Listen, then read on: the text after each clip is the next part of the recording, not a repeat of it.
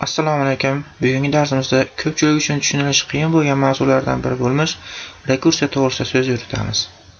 Rekursiya bu biror bir usul, metodni o'ziga o'zini qayta-qayta murojaat qildirish orqali kerakli natijaga erishishi.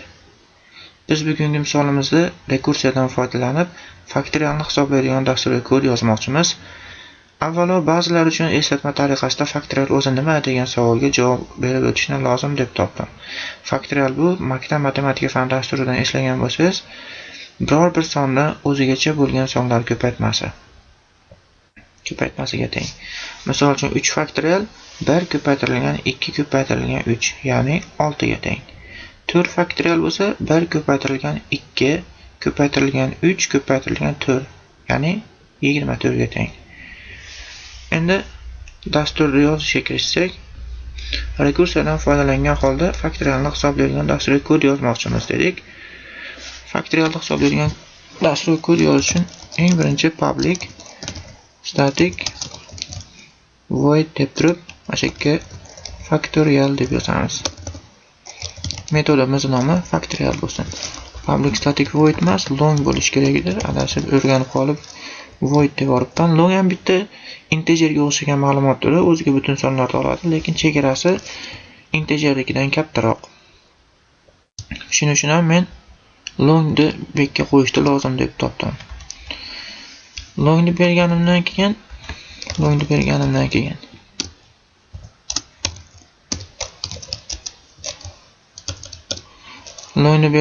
keyin endi buni ichiga faktorial metodni parametrini ham beraylik. Bu ham long tipli bo'lsin.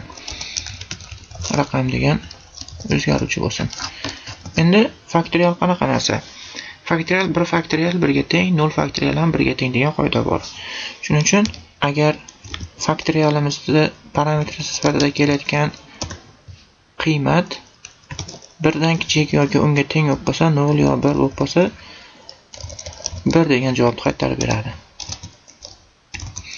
Aks holda boshqa holatlar uchun raqam qaytarib beradigan javobimiz return javobimiz raqam ko'paytirilgan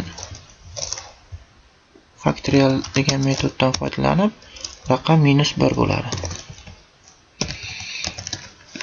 Shu bilan kodimiz oxiriga yetdi.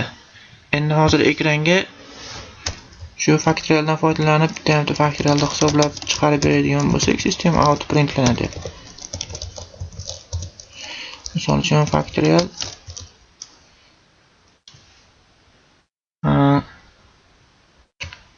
3 faktorialni hisoblab chiqarib ber desak, bizga hozir 6 ni chiqarib berish kerak.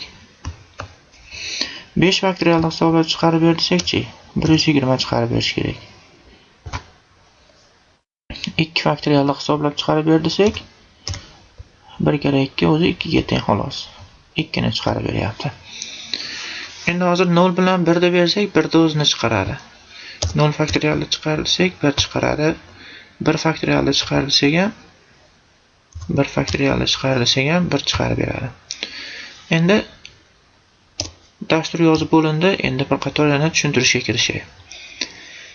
Tushuntirish uchun faktorial degan metod ochyapmiz. 0 bilan 1 faktorial 1 ga teng degan qoidaga asosan, agar raqamning qiymati faktorial degan metodimiz parametr sifatida kelayotgan raqamning qiymati 1 dan kichkina yoki teng bo'lsa, u holda 1 degan javobni qaytarib beraveradi.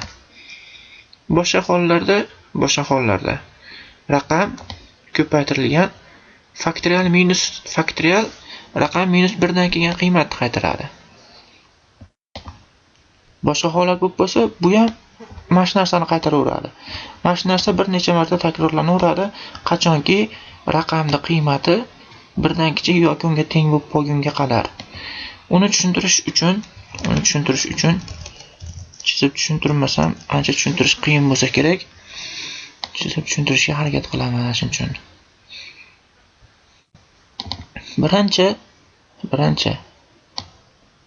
Birinchi biz 3 faktorialni hisoblamoqchi edik.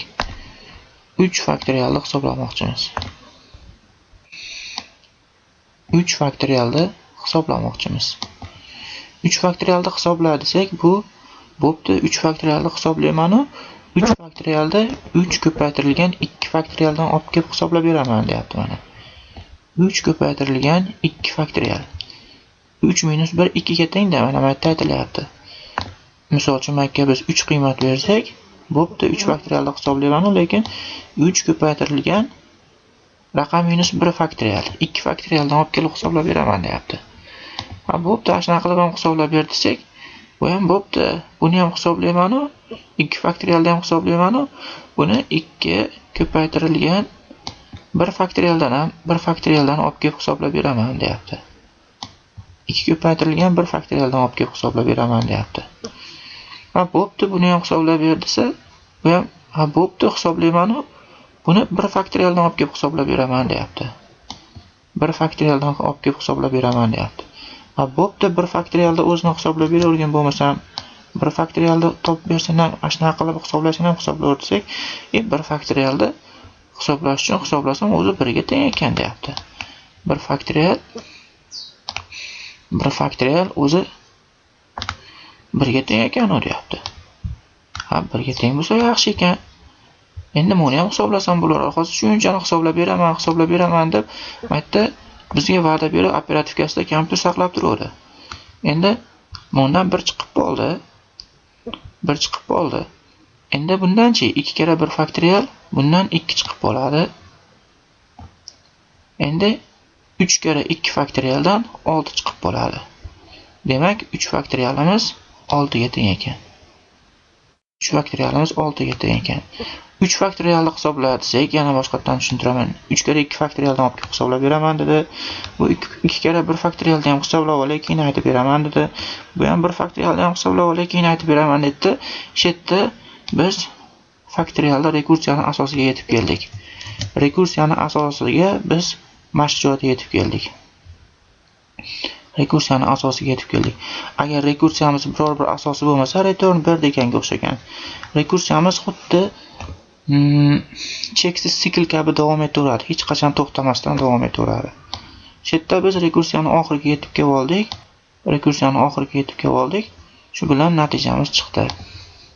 Biz o'ylagan natija kelib chiqdi. Menimcha dars tushunarli bo'ldi shekilli. Rekursiyalar to'g'risida hech bo'lmasa boshlang'ich tasavvurga ega bo'ldinglar. Bugungi o'tmoqchi bo'lgan mavzuyimizdan maqsad ham asli shu edi. Rekursiya to'g'risida boshlang'ich tasavvurga hech ega qildirib qo'yish edi sizlarda. Shu bilan keyingi darsimizda ko'rishgunimizcha xayr. Salomat bo'linglar. Agar mabodo tushunmay qolgan joylar bo'lsa, bir necha bor video darsda takror ko'rish natijasida tushunib olasizlar degan umiddaman. Keyingi darsda ko'rishgunimizcha xayr, salomat bo'linglar.